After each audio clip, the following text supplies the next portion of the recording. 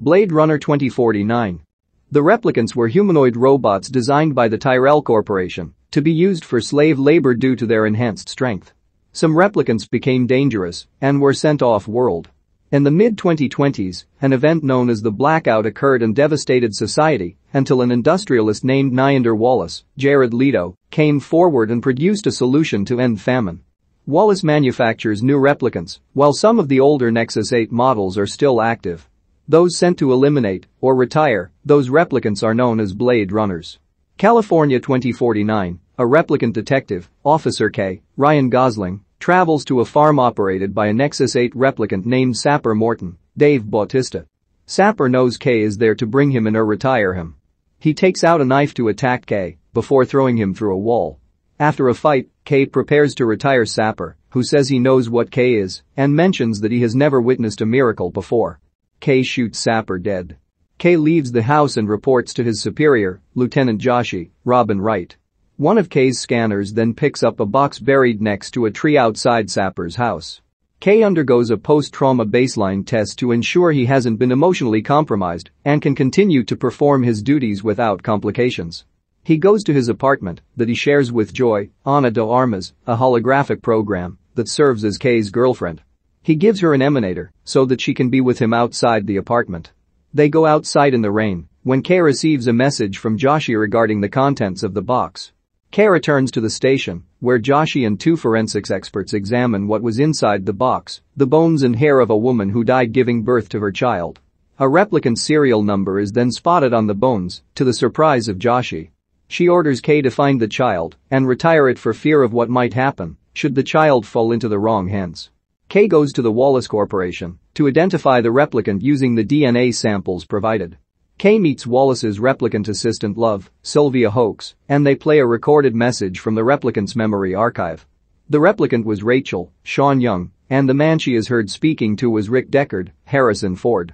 K meets with Deckard's old partner Gaff, Edward James Olmos. Gaff says that Deckard has long since retired, finally being alone like he always wanted. Wallace creates a new female replicant that he quickly kills shortly after she is born. He has learned about the child born from Rachel and a human, something he has not been able to do himself with other female replicants in an attempt to expand his brand off-world. Wallace orders Love to go out and follow K as he looks for the child. In the city, a replicant named Freysa, Hayam Abbas, alerts three human prostitutes to K's presence. The three approach him, but he is not interested in either of them. One of the girls, Mariette, Mackenzie Davis, stays behind to chat with K briefly. Love gets into the police department's forensics lab to recover Rachel's bones. One of the doctors, Coco, David Dismalchian, sees her, and she kills him by chopping the back of his neck and causing him to choke on his own blood. K returns to Sapper's farm, where he finds Date written down somewhere 6. This triggers a memory involving a wooden toy horse. He then burns down Sapper's house. When he gets back home, he mentions the date to Joy, who says K has told her the story. The memory in question shows K as a young boy being chased by another group of boys at an orphanage who wanted the toy horse. He threw it in a furnace and was beaten afterwards. K flies to a junkyard with Joy to locate the source of the memory. Scavengers hook onto K's vehicle with a kite, which gets hit by lightning and causes it to crash down. The scavengers try to attack K, but he manages to fight back and kill a few. Missiles then start raining down, sent by Love to get the scavengers away from K. He then proceeds further through the yard to find a group of children in an orphanage. The head of the orphanage, Mr. Cotton, Lennie James, finds K and leads him to the furnace, where he finds the toy horse that was thrown in there. The same date is written on its hoof. Back home, K analyzes 2 birth records he recovered, with Joy looking on with him. When he finds a match, he determines that boy and girl twins were born, but only the boy survived. K visits Dr. Anna Stelline, Carla Juri, a memory designer contained in a room behind a glass wall. She explains to K how she can implant memories, but it is illegal to do so on replicants. Anna demonstrates her work by creating a scenario involving kids at a birthday party. With this information, K starts to think the memory of the toy horse is really his own and that he might be Rachel's son. K undergoes the baseline test again, but fails it this time. Joshi suspends K before he lies to her and says that his mission to retire the child has been completed. Kay returns home where Joy has invited Mariette to come over so that Joy may sink herself to Mariette's body for Kay to enjoy a more authentic experience with her. After Kay sleeps with Mariette, she plants a tracking device in his jacket. Love finds Joshi in her office and questions her over Kay's whereabouts. Joshi pours herself a drink, but Love crushes the glass in Joshi's hand. Joshi won't say a word and knows what's about to happen. Love stabs Joshi to death and uses her body to get into her security system. To locate KK visits a man called Doc Badger, Barkat Abdi, to inspect the toy horse. It is discovered that the horse contains traces of radiation that lead Kay to his next location. Kay goes to the ruins of Las Vegas. He comes across a large home with a booby trap that he manages to step over. Kay sees a dog and then hears the voice of Deckard from behind him. Deckard aims a gun at Kay's head.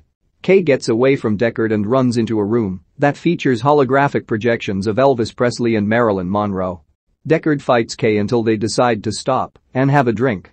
Kay asks Deckard about Rachel and what they did with their child.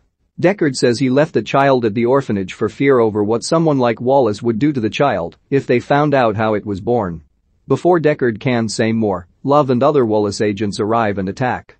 Deckard is taken, while Love crushes Joy's emanator to get rid of her, and she leaves Kay for dead. Deckard is brought to the Wallace Corporation to speak with Wallace in helping him with continuing replicant reproduction. He even brings out a replicant made to look like Rachel to convince him. Deckard refuses, and Love executes the Rachel copy. Kay is found thanks to the tracking device. He meets the Replicant Freedom Movement team, led by Fresia, with Mariette being part of it as well. Fresia says she knows of the child, revealing it to be a girl. From all the clues mentioned earlier, it is shown that Anna is really Deckard and Rachel's daughter, with Kay being somewhat disappointed that it wasn't him. He realizes that she really did implant a memory of hers in his mind, making him a complete replicant. Fresia then tells Kay to prevent Wallace from learning any more of replicant reproduction, even if it means killing Deckard. Kay is walking alone back home when he sees a gigantic holographic ad for another Joy program. It appears as though she is really speaking to him, even if he knows it's not true. This does end up inspiring him to go complete his task. Love takes Deckard to head to one of Wallace's off-world outposts to torture him. Kay intervenes and sends their flight pods down near a body of water. Kay fights Wallace's goons before going to save Deckard. Love attacks and fights Kay, stabbing him in the side. The pods then start to take in water, with Deckard going under. Kay gains the upper hand and holds Love underwater until she drowns. He then pulls Deckard out, but makes it look like he died so that Wallace can't find him. Kay takes Deckard to Anna's office so he can finally meet her. As Deckard walks inside, Kay lies down on the steps to look up at the falling snow, knowing his wounds are fatal. Deckard comes upon Anna's room and stares in astonishment as he sees his daughter for the first time.